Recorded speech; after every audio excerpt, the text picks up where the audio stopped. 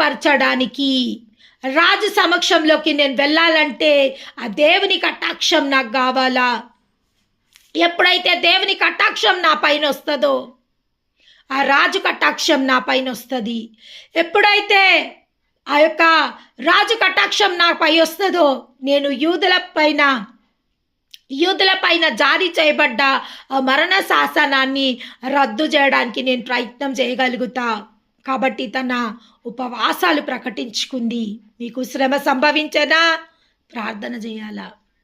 ప్రార్థన చేయాలి. అటు ఇటు ఇటు అటు మనుషుల వైపు, వాళ్ళ వైపు, వీళ్ళ వైపు పరిగెత్తకుండా దేవుని వైపు పరిగెత్తాలా. ఒక శ్రమ నీకు సంభవించిందా? అర్థం అదే. దేవుని సమక్షంలో నువ్వు సిద్ధపడవలసిన సమయం ఆసన్నమయ్యింది. దేవుని సమక్షంలో నిన్ను నువ్వు సిద్ధపరచుకోవాల్సిన సమయము ఆసన్నమయ్యింది.